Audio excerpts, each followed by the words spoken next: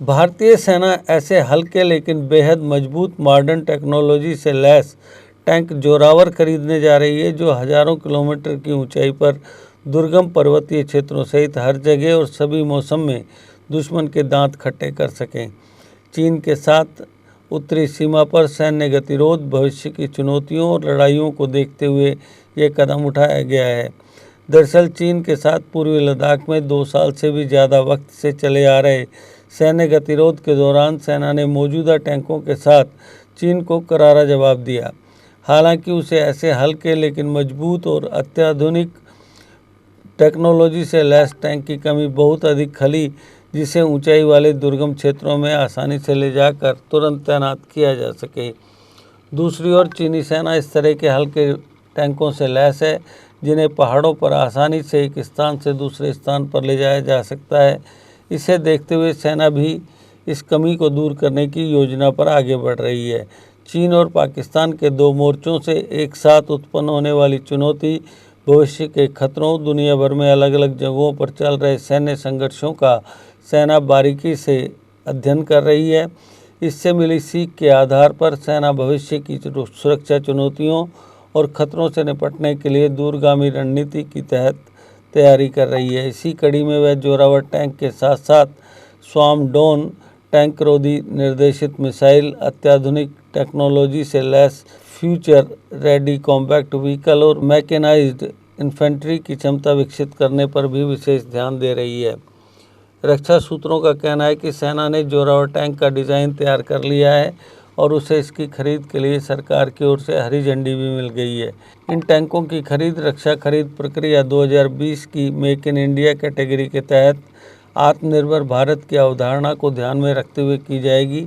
इस टैंक को बनाने के लिए घरेलू रक्षा उद्योग से संपर्क कर सेना की ओर से डिज़ाइन टैंक बनाने को कहा गया है। ये टैंक भारतीय सेना की ज़रूरतों व भौगोलिक क्षेत्रों के अनुरूप तो होगा, साथ ही में ये अत्याधुनिक टेक्नोलॉजी जैसे आर्टिफिशियल इंटेलिजेंस, ड्रोन बचाव प्रणाली और खतरों को भांपने की टेक्नोलॉजी से भी लैस होगा।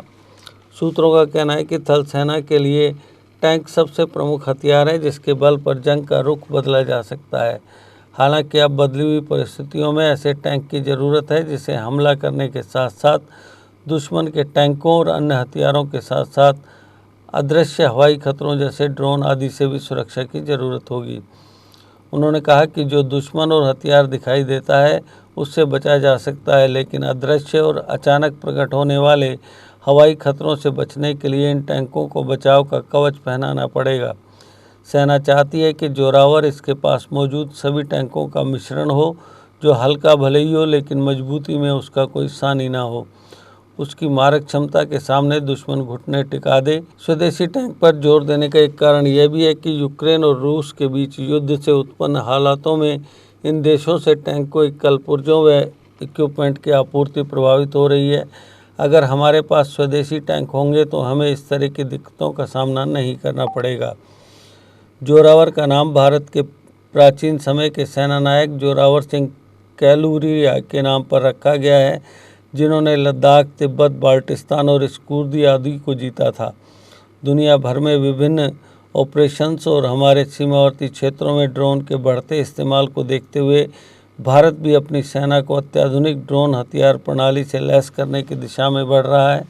सेना स्वार्म ड्रोन प्रणाली के महत्व और इसके इस्तेमाल को समझते हुए स्वदेशी कंपनियों से ड्रोन खरीद रही है। सभी सेनाओं को इस बात का भलीभांति अंदाज़ा लग गया है कि आज के दौर में ड्रोन के कारण उनकी ताकत कई गुना बढ़ जाती है। भारतीय सेना भी इसी को ध्यान में रखकर ड्रोन प्रणाली पर विशेष ध्यान दे रही है।